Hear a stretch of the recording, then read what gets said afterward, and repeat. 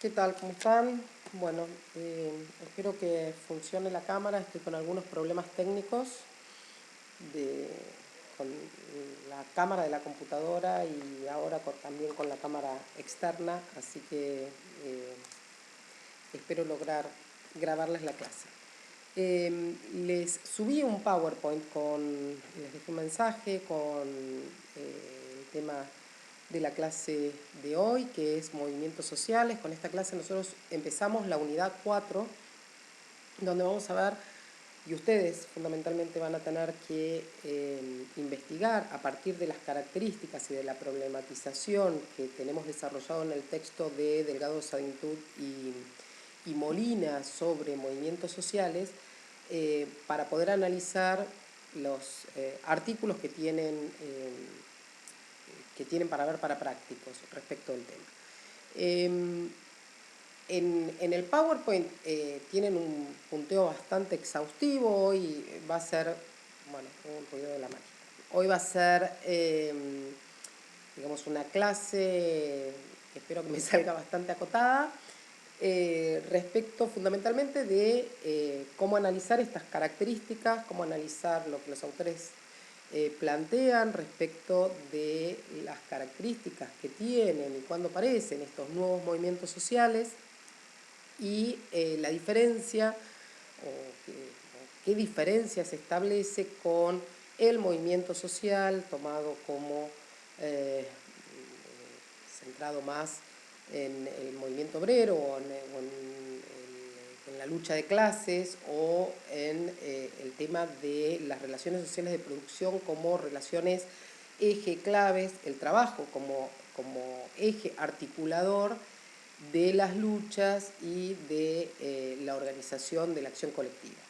de la toma de conciencia, es decir, de lo que vimos ya en sociología. Parte de la discusión que ustedes vieron en sociología, que trabajamos fundamentalmente con Miliband y con Bourdieu, donde bueno, en el caso de Miliband, que seguía trabajando con el análisis de clase tradicional, estaba tratando de dar respuesta a todas estas críticas que, que discutían justamente tomar como único eje el tema de clase como eje articulador fundamental para el ser social, para la identidad, para el ADN social, como nos decía Miliband, y cómo él contestaba a los diferentes movimientos que planteaban la construcción de identidades y la construcción de subjetividad a partir de otros anclajes, a partir de otras posiciones de sujeto atravesadas por otro tipo de relaciones, como podía ser la de género, la étnica, la religiosa, cuestiones culturales, ecológicas, etcétera, etcétera. Bueno, parte de esa discusión la retomamos acá en Problemas Sociales Latinoamericanos, con este material, que es vieron que le figura en la bibliografía como Mimio, es un material que fue desarrollado en,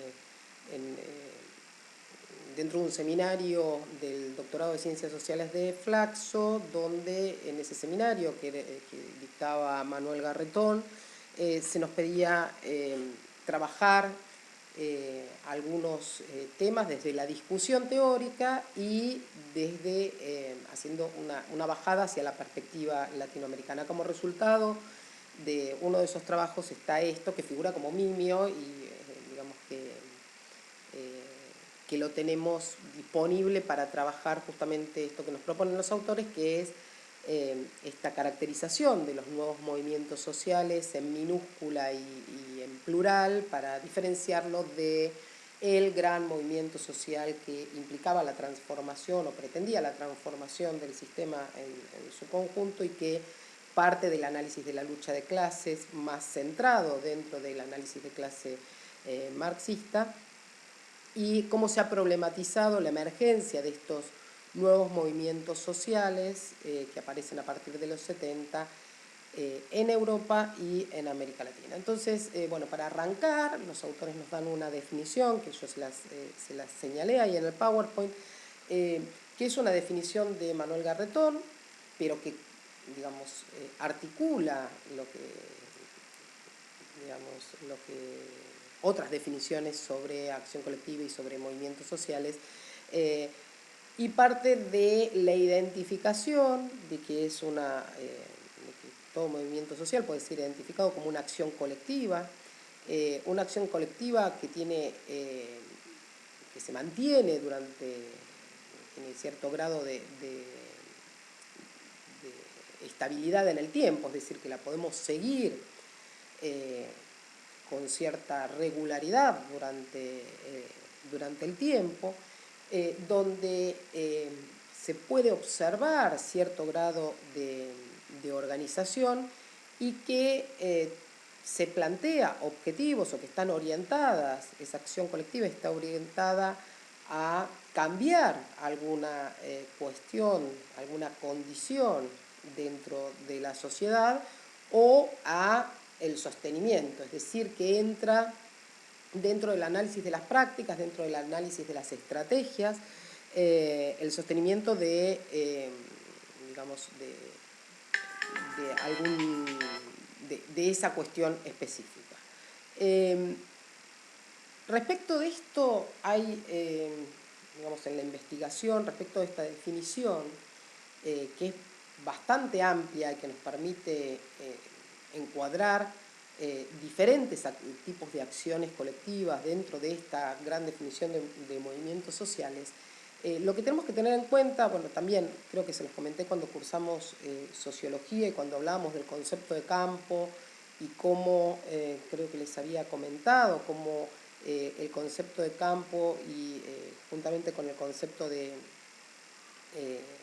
arena, es decir, de las adyacencias al campo, permite analizar esos espacios que a veces son más restringidos y a veces se amplían respecto de cómo se conforma esa acción colectiva. Pero lo que les quería decir es que uno puede, digamos, y de hecho en investigaciones lo he hecho, uno puede identificar a partir, o puede trabajando con los conceptos relacionales de Bourdieu, puede ir identificando determinadas acciones colectivas que tienen una estabilidad en el tiempo, que aparecen o emergen en determinado momento por un cambio en condiciones objetivas, por cambios que se producen en la sociedad, y que por algún reclamo puntual que tiene que ver en este sentido con lo que dice Garretón, con la conservación o con el tratar de cambiar esa situación. Y esas acciones colectivas que aparecen a partir de un acontecimiento pueden partir de una ONG, de una organización, de una asociación, de un grupo que al movilizarse, al conformar esa acción colectiva, involucra, y ahí se ensancha la arena, ¿no? Sería, en vez de los agentes específicamente implicados, se involucran otros agentes, otras instituciones, se va ensanchando, que es cuando adquiere mayor visibilidad, ¿sí? Y que en general intervienen en la actualidad los medios atendiendo esa problemática. Y después ese movimiento puede volver a quedar restringido, ¿sí? A, por ejemplo, una organización. Y también puede pasar el caso que de un movimiento que no nace de una asociación, digamos, asociación formal, una institución formal, sino que se va organizando a partir de un tema puntual, como puede ser un tema ecológico, no sé, derrame de petróleo, no sé, el caso de alguna violación, delito, o no sé, el tema del aborto. Es decir, que comienza como reclamo y ese movimiento poder consolidarse o tener una mayor organización, una mayor institucionalización en el tiempo, llegando a formar una asociación. Es decir, que desde una institución o una organización podemos analizar un movimiento, y también desde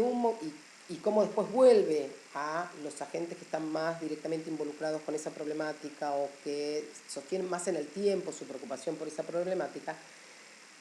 pero también de un movimiento pueden salir asociaciones, instituciones, etcétera, etcétera, como por ejemplo, no sé, incluso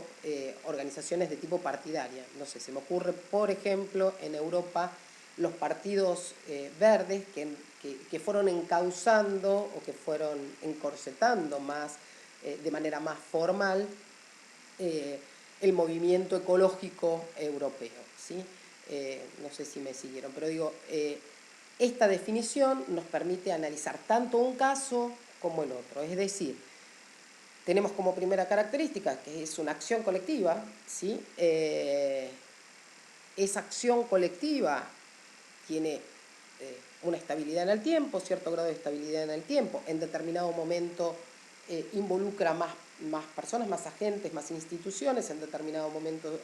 puede quedar reducida a un grupo.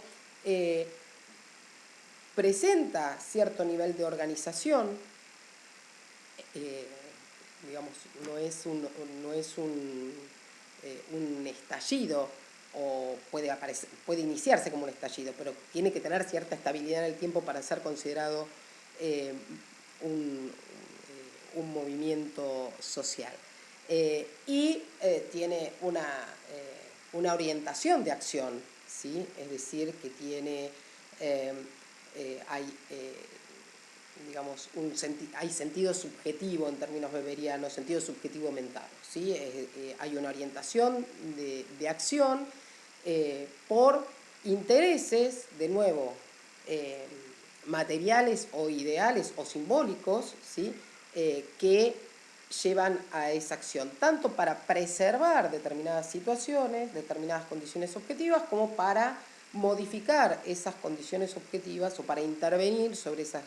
condiciones objetivas. Bien, entonces, aclarado esto, bueno, los autores, y eso es lo que ustedes pueden leer, es un texto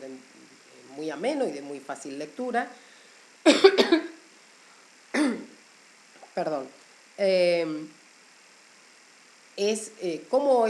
los autores van a hacer primero una caracterización, una diferenciación entre lo que son los nuevos movimientos sociales con minúscula y plural, y con ese plural implica que puede haber diversidad de movimientos que comparten esta característica general y que no están atravesados por, digamos, dirigidos a cambiar totalmente el sistema o atravesados exclusivamente por las relaciones sociales de producción y por la clase social, en términos de clase, y que los diferencian y por esto se hablaba de la mayúscula y el singular del movimiento obrero o el movimiento clasista, ¿no? Del movimiento de clases, en términos de clases. Entonces, lo que van a plantear es que estos movimientos comienzan, no es que no haya habido antes, a ver, se relaciona, por un lado, su visibilidad, su emergencia, a partir de los 70, digamos, pero fundamentalmente también porque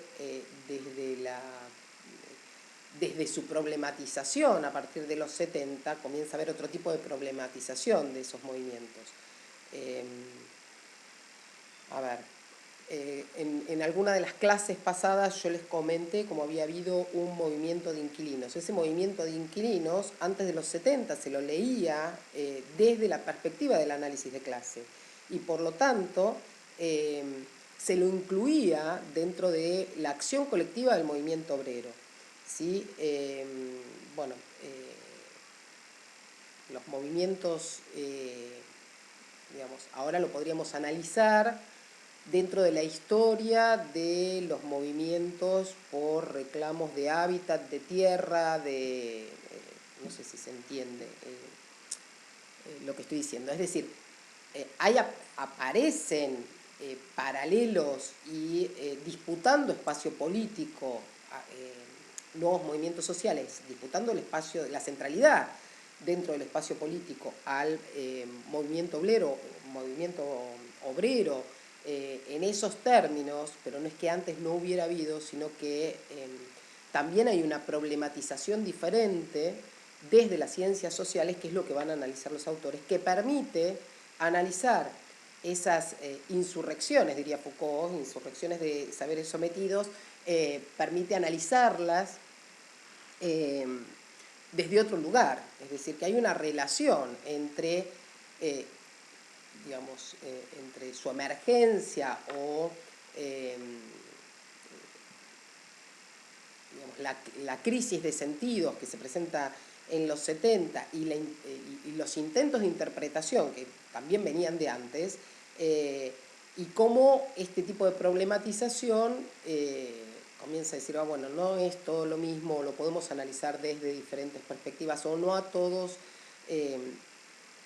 no todo lo podemos explicar en términos de análisis de clase. Esa es la discusión que nosotros vimos en Sociología con Miliband. Entonces, bueno, los autores van a plantear que a partir de los 70 y como, digamos, divisoria de aguas o como diferencia con el movimiento social con mayúscula y singular, digamos, como diferencia, el conflicto central no está dirigido al Estado, no está puesto en la conflictividad con el Estado, no está puesto en el reclamo hacia el Estado, fundamentalmente en esa regulación de la relación capital-trabajo, y no está puesto centralmente en la lucha de clases.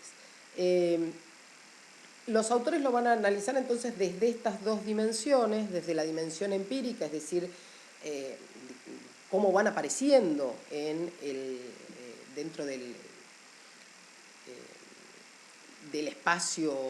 dentro del espacio social, es decir, van a ir dando cuenta de la emergencia de estos diferentes movimientos, y también desde la dimensión teórica, que es la segunda parte, y cómo se pueden problematizar estos nuevos movimientos sociales.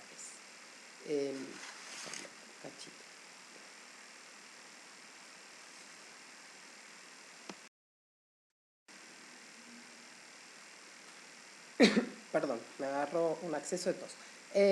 Bien, entonces, bueno, desde la dimensión empírica van a analizar la aparición de nuevos actores sociales en la escena pública, la visibilización de estos nuevos actores sociales a partir de los 70 y de los 80, antes en Europa que en América Latina, relacionados, digamos, con temáticas diversas, con, por ejemplo, bueno, ahí tienen, digamos, cada uno de los ejemplos, pero fundamentalmente la organización de foros paralelos en México, el Foro de Mujeres, que fue teniendo una estabilidad en el tiempo que nosotros podemos historizar, podemos analizar, pero también, bueno, además del movimiento feminista, los movimientos homosexuales y de minorías sexuales, los de migrantes, los de refugiados, los de pueblos originarios, los de derechos humanos. En el caso de América Latina, lo que están planteando los autores es que el movimiento de derechos humanos, piensen en las dictaduras y en las proscripciones partidarias, lo que fueron encauzando las demandas políticas que estaban sometidas que no tenían expresión y que no tenían expresión partidaria, justamente porque estábamos en gobiernos, en dictaduras. Entonces fueron también, además de la demanda por los derechos humanos, también fueron canalizando y fueron articulando otras demandas políticas, es decir, que sirvieron para la organización de la resistencia, además de las demandas de aparición con vida y además digamos, de las demandas del reclamo por sus hijos y por sus nietos, aparecen digamos, como grandes articuladores de lo que posteriormente es la recuperación de los sistemas democráticos en América Latina. Entonces, por eso los autores dicen, sigue siendo un movimiento que puede ser analizado desde, digamos, desde lo que le falta hacer a la democracia, aún en democracia. Bueno, las autoras, de nuevo, los autores lo diferencian de lo que es el movimiento obrero justamente porque estamos digamos, en un momento donde hay digamos, un cambio que ustedes lo fuimos viendo en las diferentes unidades, un cambio de esta matriz estadocéntrica, es decir, que los reclamos tampoco son al Estado, hay una crisis de la centralidad del Estado digamos, del Estado en el centro de lo que es las disputas políticas y una crisis también de lo que es la representación partidaria o de la acción política partidaria. Entonces, digamos, los movimientos sociales en este caso no están, en estas primeras décadas, en los 70, en los 80, no están asociados a los reclamos de la relación capital-trabajo, no en relación específica a estos movimientos sociales relacionados con el mundo del trabajo, pero sí a partir de los 90, cuando entra en crisis, en los 80 en Europa, en los 90 específicamente en América Latina, cuando entra en crisis la sociedad salarial y el mundo del trabajo, cuando se produce esa debacle del estado de bienestar y de la matriz estadocéntrica en digamos, con las características particulares que tenía en América Latina, en ese momento comienza a aparecer también, más particularmente en América Latina, movimientos que están asociados a movimientos de desocupados, asociados a la reproducción de la fuerza de trabajo, asociados a las cuestiones de sobrevivencia, que esos son típicos de los años 90 y asociados a fenómenos de protesta social, de organizaciones piqueteras, etcétera, etcétera. Entonces, que eso, bueno, ya lo venía describiendo, lo veníamos trabajando con Svampa. Respecto de cómo van a puntear una caracterización de estos movimientos sociales, van a decir que, bueno, hay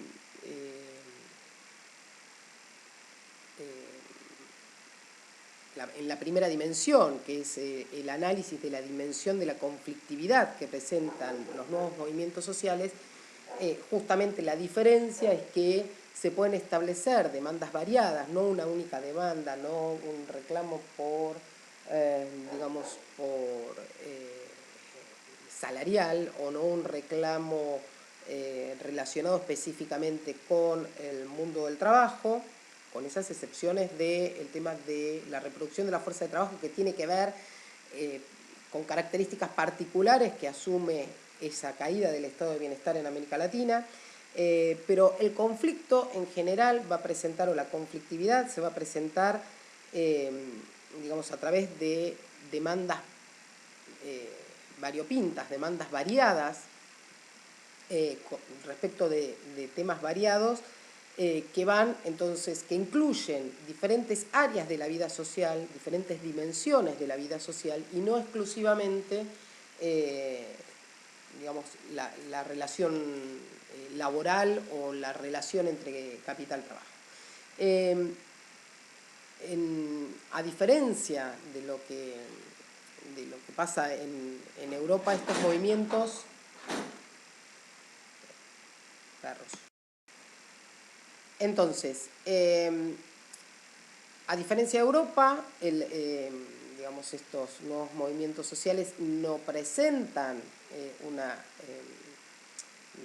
no se establecen en relación directa con el Estado, con el reclamo al Estado, y van a presentar, los autores caracterizan 4 ejes de conflictividad, o sea, en el análisis de la dimensión de conflictividad que presentan los nuevos movimientos sociales, van a identificar 4 ejes, 4 conflictos que se presentan con respecto a el cambio de régimen político que comienza a aparecer con los movimientos de derechos humanos, ¿sí? El reclamo por la vuelta a la democracia, por la transición a la democracia, por la ampliación de la democracia. El segundo eje de conflicto va a ser por justamente una mayor democratización social. El tercer eje de conflicto que identifican es respecto de cómo se puede, de la reconstrucción económica de los países de América Latina, y el cuarto eje de conflictividad va a ser los estilos de desarrollo o, digamos, hacia qué tipo de modernidad vamos, ¿sí? Que se relaciona más con los movimientos ecológicos, con los movimientos de los pueblos originarios. Bien, otra dimensión que van a analizar es cómo la dimensión de las estrategias que se utilizan, ¿no? Y esto está muy asociado a cómo se lo ha problematizado, cómo se problematiza el fenómeno del poder o cómo se entiende el poder desde los mismos movimientos sociales, desde la misma acción colectiva.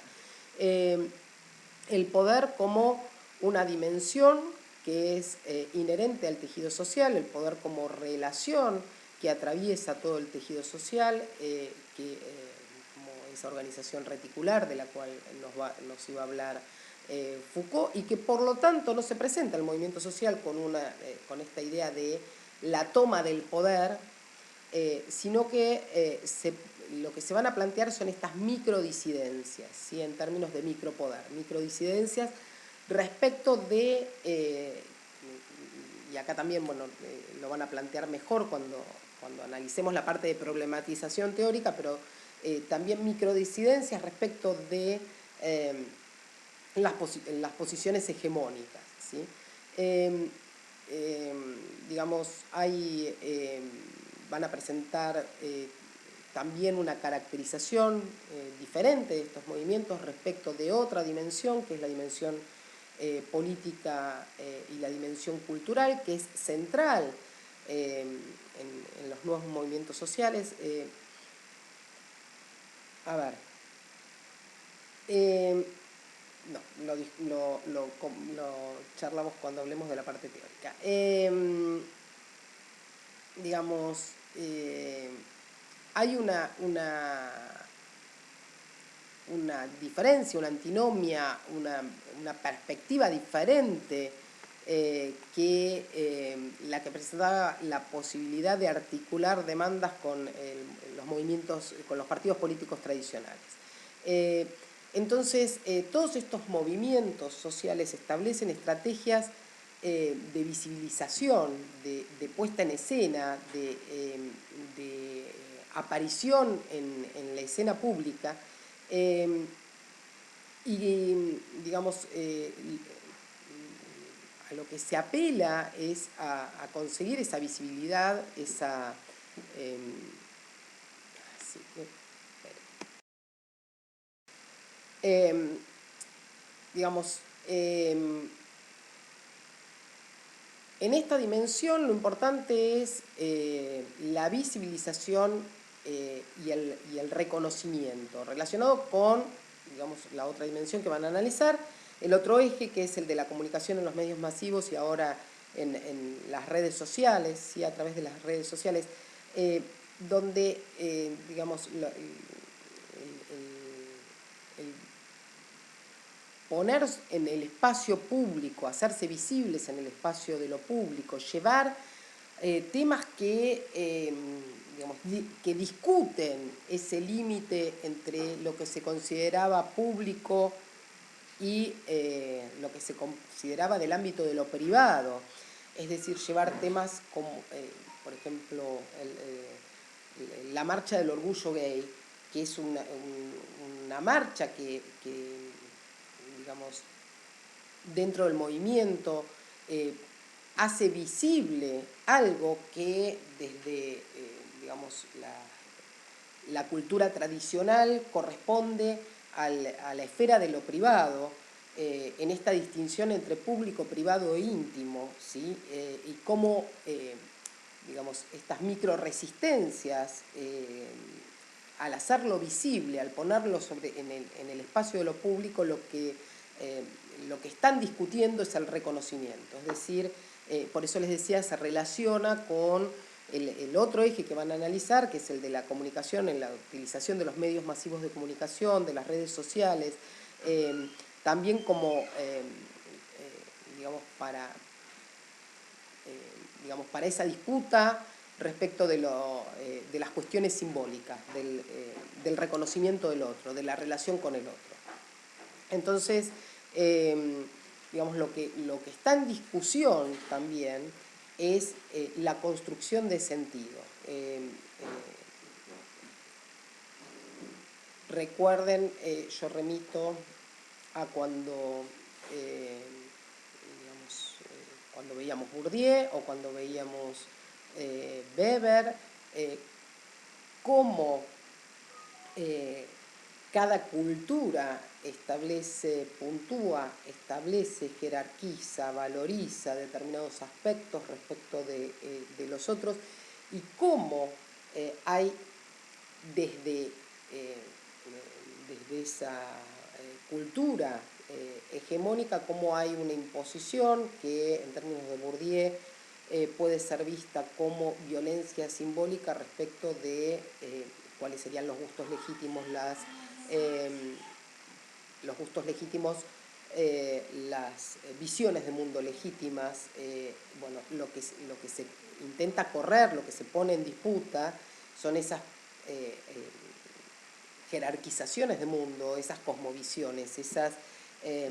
visiones y divisiones de mundo, en términos del análisis que habíamos visto de cómo Bourdieu analizaba los movimientos sociales, que Bourdieu decía, para cambiar el mundo hay que cambiar las formas de representación del mundo, es decir, los principios de visión y de división del mundo. Bueno, en ese sentido podemos analizar estos movimientos sociales como intentos de intervenir, de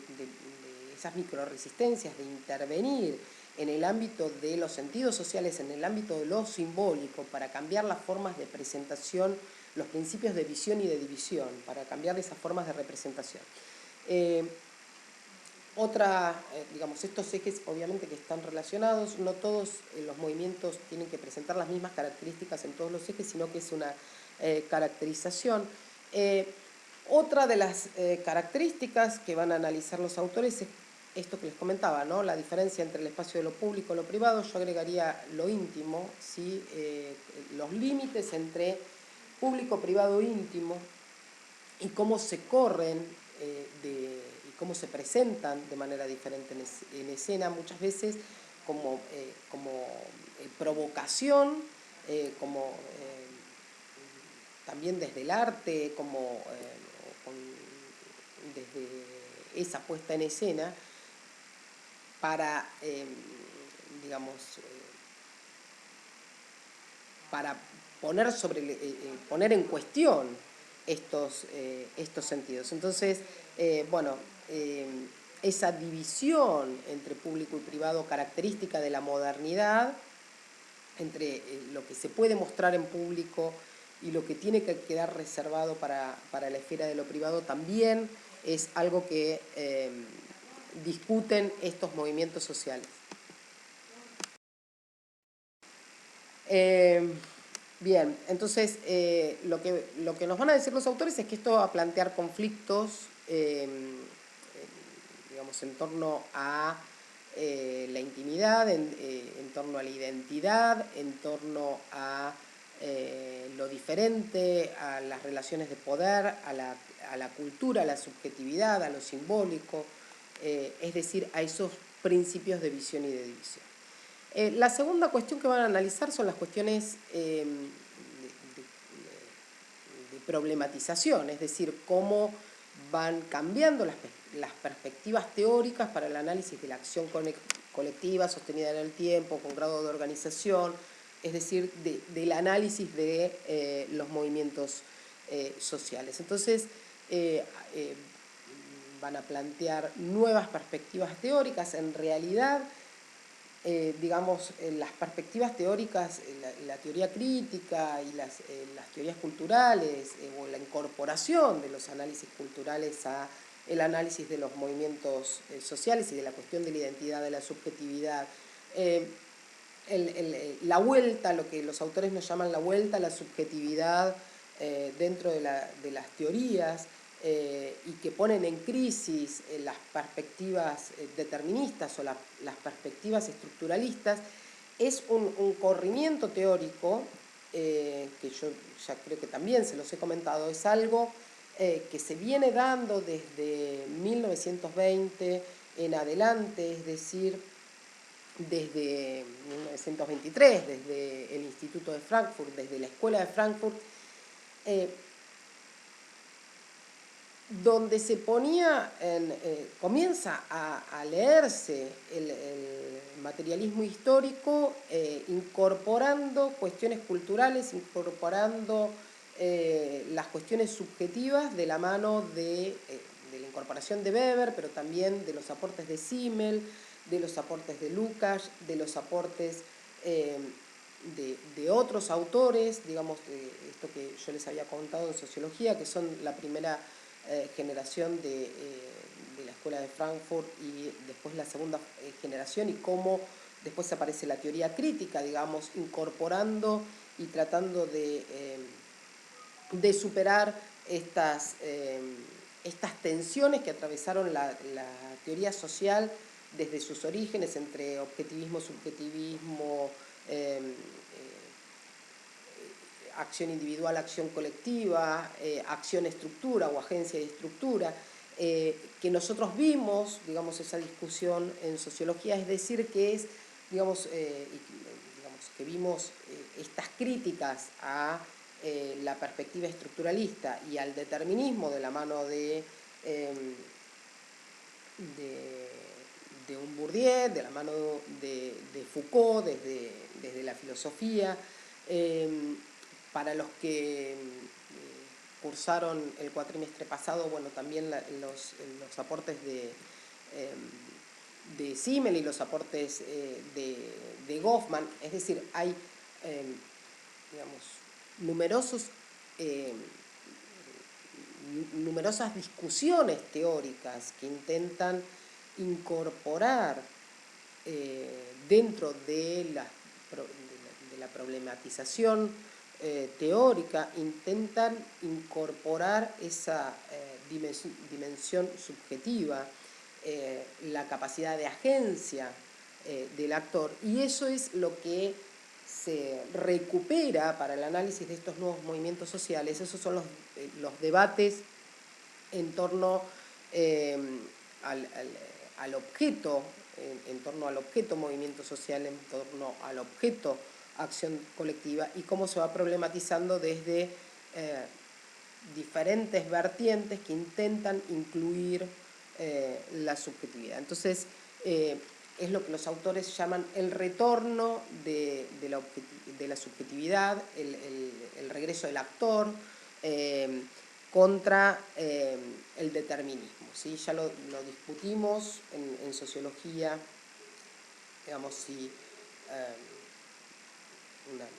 una exageración, pero si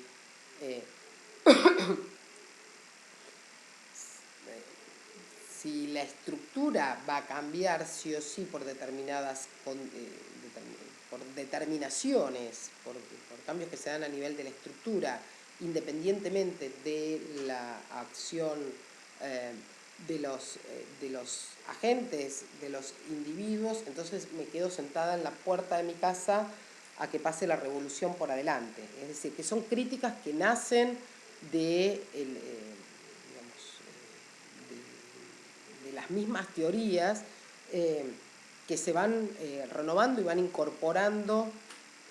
dentro de la teoría social van incorporando otras perspectivas. Entonces,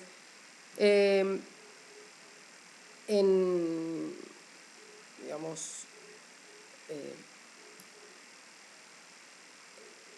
toda esta vertiente incorpora todas las críticas al determinismo, al estructuralismo, desde la consideración del actor, de la capacidad de agencia de los individuos, de cómo se produce la toma de conciencia, de cómo esa toma de conciencia, fundamentalmente desde Lukács, tiene en consideración también aspectos subjetivos, no solamente cuestiones objetivas o cuestiones de estructura. Digamos,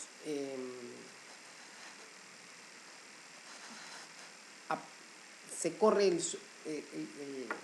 la subjetividad vuelve a estar o comienza a estar en el centro de la escena. Entonces, digamos, también estas nuevas problematizaciones y estos nuevos movimientos los tenemos que entender en términos de lo que también vimos en sociología, lo que es la crisis de los valores de la modernidad, la crisis del concepto de historia lineal por etapas determinadas que presentaba la modernidad, con esta idea de razón entendida exclusivamente como la ampliación de la racionalidad instrumental, es decir, de la racionalidad medio-fin, de la racionalidad técnica que podía producir mayor progreso, y como todos estos autores, les digo, bueno, si les interesa, estos desarrollos están en la teoría social hoy, pero también hay otros libros, bueno, siempre les recomiendo el libro de Marshall Berman, donde se puede ver parte de estas discusiones, pero, digamos, lo que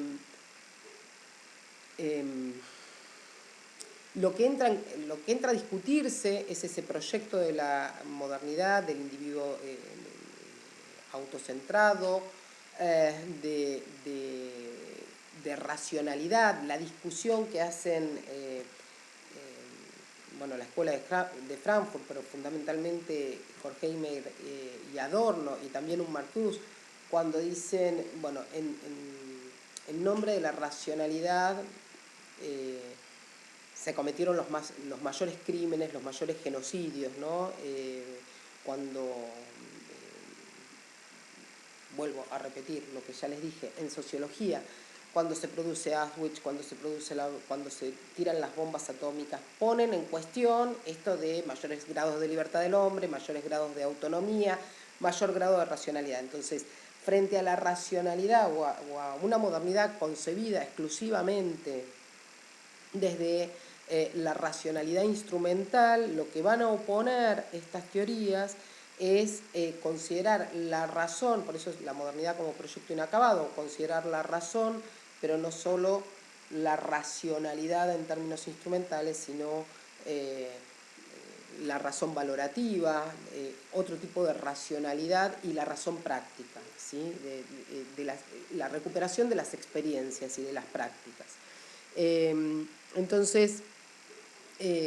Por eso se hablan de esa vuelta, de la reivindicación de la subjetividad, de la reivindicación del actor individual, de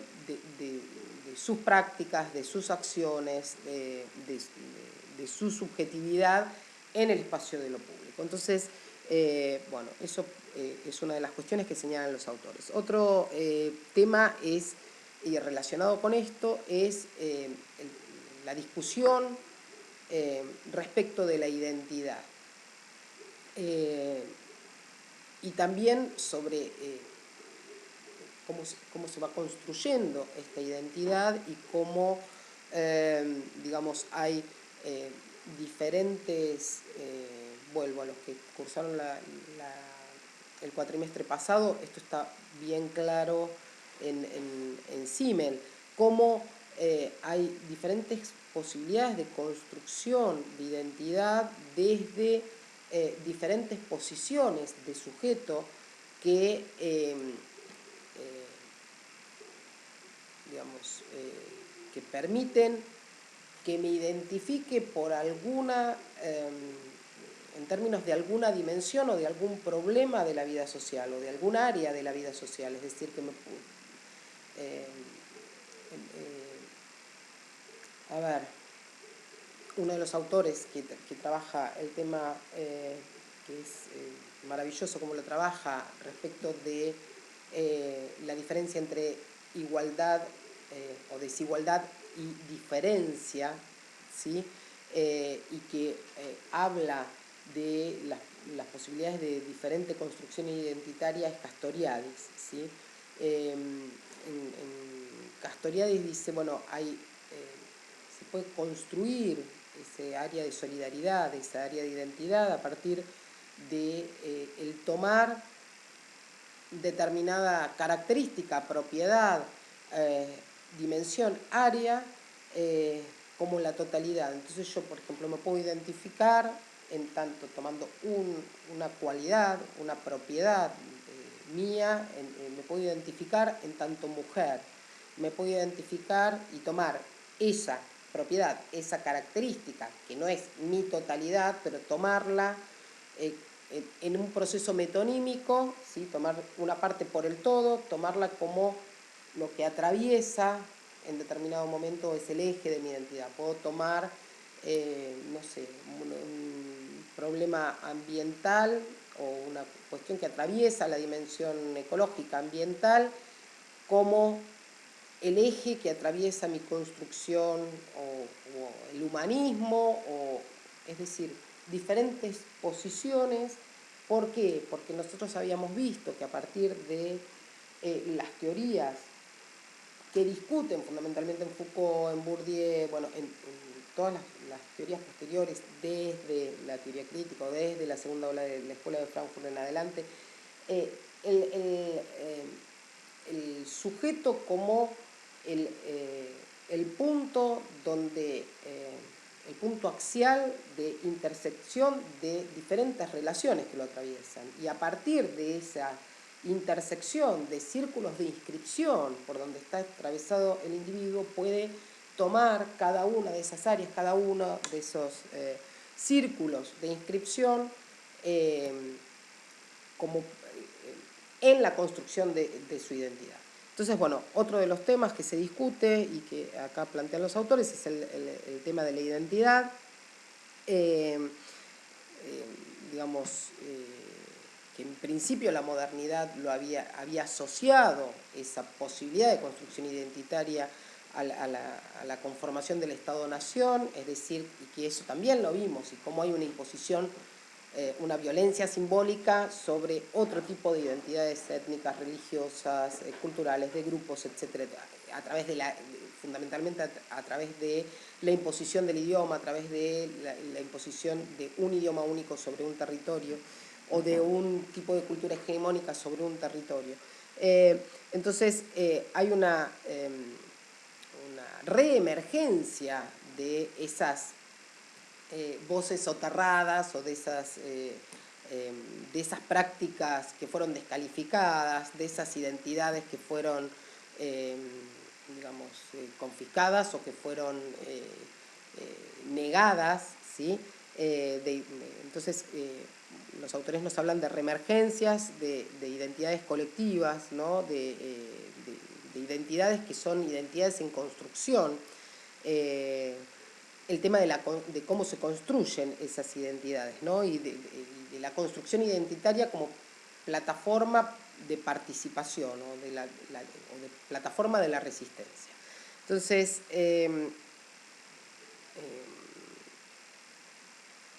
esto es parte de lo que los movimientos sociales ponen en el tapete, en el centro de la escena pública, ¿no? O sea, la discusión, discusiones que habían quedado tapadas o discusiones construcciones de identidad y subjetividades que habían quedado obstruidas por digamos, esa imposición hegemónica, esa cultura hegemónica, bueno, es lo que se vuelve a poner en discusión y lo que se vuelve a poner digamos, en la escena pública. Y por eso es la reemergencia en lo público de cuestiones que quedaban reservadas al ámbito de lo privado y de lo público. Entonces, bueno, esa construcción de identidad, van a decir los autores que van a estar asociadas a un grupo de pertenencia, de acuerdo a su sentido de pertenencia, van a ir construyendo su sentido de pertenencia. Va a estar, dice, relacionada con la imagen que cada uno construye, con eso que Foucault llamaba las tecnologías del yo, las técnicas del yo, con la imagen que cada uno construye de sí mismo y de su propia existencia individual. Bien, es decir, bueno, en términos procesuales, en términos de construcción, en términos de como resultado de un proceso social, ¿no? Donde interviene el otro, es decir, donde lo que se busca es ese reconocimiento, esa visibilidad, esa mirada del otro, ese reconocimiento del otro. Entonces, supone, digamos, esta cuestión de ir corriendo márgenes, de ir cambiando esos principios de visión y de división. Y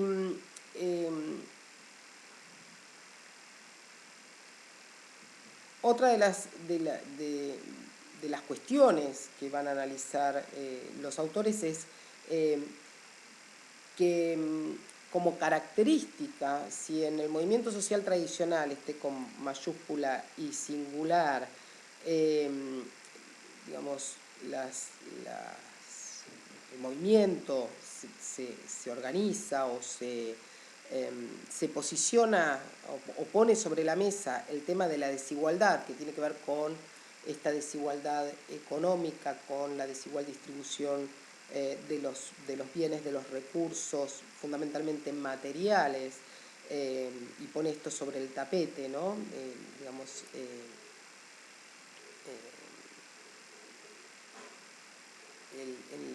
los nuevos movimientos sociales, lo que van a hacer hincapié es en la diferencia, es esta diferencia con un otro, ¿sí? En la diferencia en el ser, y desde esa perspectiva sería la consideración de lo ontológico, del ser en sí mismos. Eso es lo que se pone sobre el tapete. Entonces, traen a colación, bueno, los trabajos de Manuel Castells, que va a diferenciar va a hacer una diferencia entre identidades, entre construcción de identidades de tipo defensiva y de identidades proyectivas. En el caso de las defensivas van a implicar fundamentalmente estrategias de sobrevivencia o estrategias para seguir existiendo en el mundo social, en un mundo social que les es hostil, y construcción de identidades de tipo proyectivas, que son las que pretenden establecer estrategias de cambio, sería estrategias prácticas, o que son bien visibles que actúan más para la visibilización o para el cambio. Bien, otro de los temas que van a problematizar es, digamos,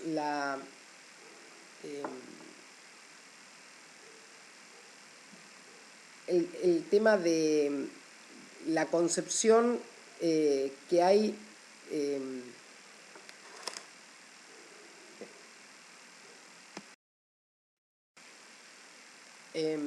algo que les había comentado sobre otra de las cuestiones que va a estar en disputa, además de la identidad, es el tema de la concepción del tiempo, ¿sí? La diferencia o el establecer una distinción respecto de cómo es percibido el tiempo, de cómo es procesado subjetivamente, de nuevo atravesado por la subjetividad, el tiempo que en su concepción de la modernidad era un tiempo, decíamos, lineal, progresivo, por etapas, ¿no? de un cierto desarrollo evolutivo. Bueno, esto es lo que se pone en discusión, esto también lo vimos cuando vimos la concepción de historia y del tiempo en Foucault, pero bueno, acá los autores lo que resaltan es esta diferencia entre lo que es el tiempo episódico, ¿sí? El tiempo, digamos,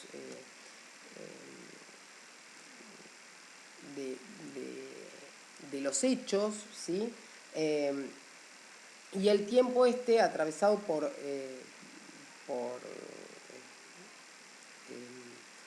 digamos, el tiempo de larga duración histórico, el tiempo episódico, ¿sí? o por estos acontecimientos o por hechos, pero también la diferencia entre el tiempo como es vivido por desde la subjetividad, es decir, la diferencia entre la historia y la memoria, ¿sí? Donde independientemente de no independientemente, pero además de una historia que puede ser contada a partir de acontecimientos, lo que se va a tomar en cuenta es la memoria como, digamos, la recuperación de las luchas, como la recuperación de los sentidos que entran en disputa, que entran en resistencia, de las luchas pasadas digamos, y no tanto de la cuestión de la enumeración de los acontecimientos en sí. Por eso, bueno, la relación que hacen los movimientos entre historia y memoria como recuperación de la lucha, de las luchas pasadas. Y después lo que nos van a comentar es esta clasificación que hace Raymond Williams de diferentes temporalidades, ¿no? De hablar de tres dimensiones o de tres temporalidades diferentes, la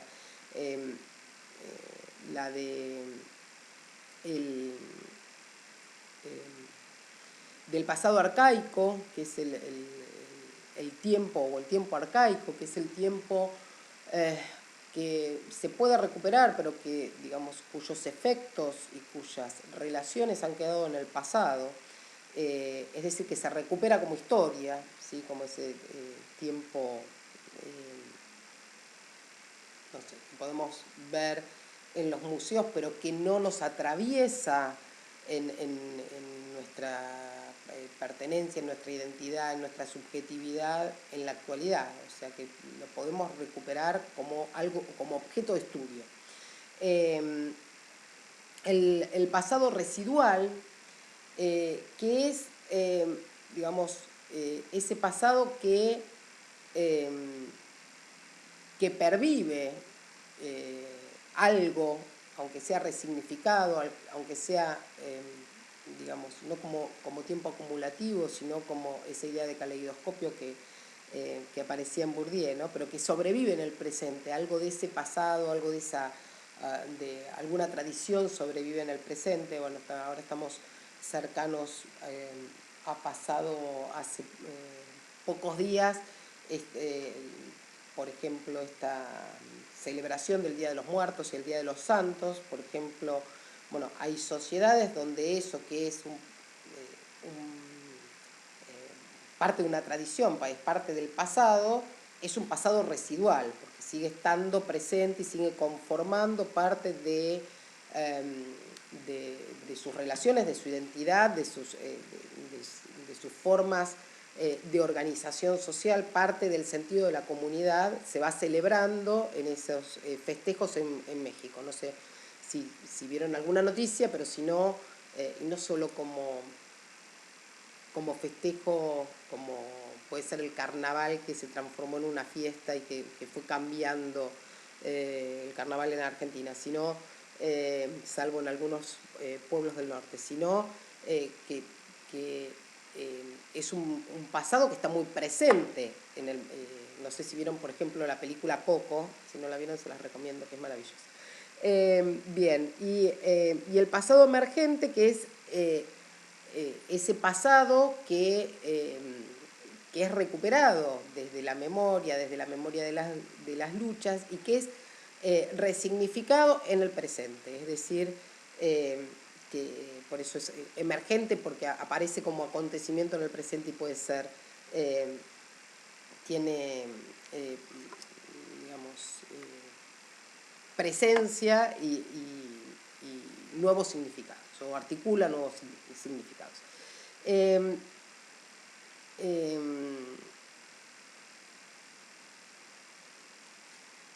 Bueno, esto ya se los dije, el concepto de memoria, que va a ser problematizado desde la problematización del tiempo, pero también desde la problematización de cómo se establecen las relaciones de poder, que eso, bueno, les dije que está hablado, cuando hablamos de las características, que está hablado en términos Foucaultianos, es decir, de esas relaciones de poder, también podríamos decir en términos weberianos, de esas relaciones de poder, que son relaciones que se dan en todas las relaciones sociales, que es amorfo, que es polimorfo, es decir, que presenta diferentes y que va conformando o es inherente al tejido social. Bien, creo que, a ver, déjenme revisar a ver si me quedó algo. Sí, bueno, se los había dicho al principio, pero bueno, que también en la discusión del poder influye fundamentalmente a partir de los 70 la recuperación de los cuadernos de la cárcel de Gramsci, o sea, digamos, la revalorización del concepto de hegemonía gramsciano. Y bueno, entonces está esa discusión respecto de, digamos,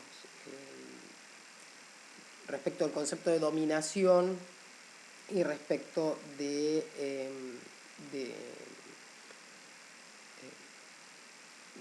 la hegemonía, ¿no? O sea, como la posibilidad de, de presentar otros sentidos, de presentar otras formas de pensar la vida cotidiana, las resistencias cotidianas, esas microdisidencias, o microresistencias, ¿no? Respecto de lo que sería la visión hegemónica, la visión dominante. Y bueno, después presentan las conclusiones, que fundamentalmente en las conclusiones lo que retoman es cuáles serían los nudos problemáticos, las cuestiones problemáticas que nos presentan los nuevos movimientos sociales, fundamentalmente sobre la capacidad transformadora que pueden tener, o la posibilidad que tienen los nuevos movimientos sociales de producir transformaciones en las relaciones sociales hegemónicas, en las relaciones de poder, sobre si otro nudo problemático es si van a poder mantenerse como acciones colectivas, acciones colectivas relativamente autónomas o si van a ser cooptados por las organizaciones políticas tradicionales, por los partidos políticos tradicionales. Y el tercer nudo problemático es si, digamos, si esa emergencia que se habla en América Latina, fundamentalmente en ese momento se hablaba en América Latina de la emergencia de un tercer sector, como un sector diferente del Estado, de las relaciones del Estado y de las relaciones del mercado. Bueno, si se relaciona con la emergencia de este tercer sector dentro del tejido social, que es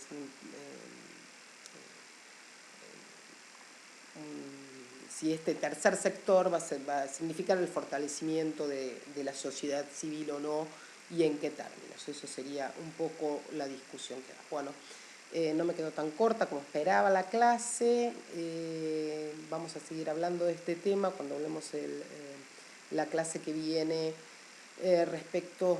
del apunte que les había hecho sobre ciudadanía y acceso a derechos, que es lo que tienen que ver la clase que viene, pero donde vamos a retomar estos aspectos porque están en directa relación el tema de construcción de la ciudadanía, del acceso a derechos, de qué entendemos por miembros de pleno derecho dentro de una sociedad, cómo va variando esta concepción a lo largo del tiempo y cómo es una categoría en disputa y en discusión continua. Nos vemos entonces, ustedes me ven, yo imagino que los veo, en el próximo encuentro de acá de Latinoamericana de este lado.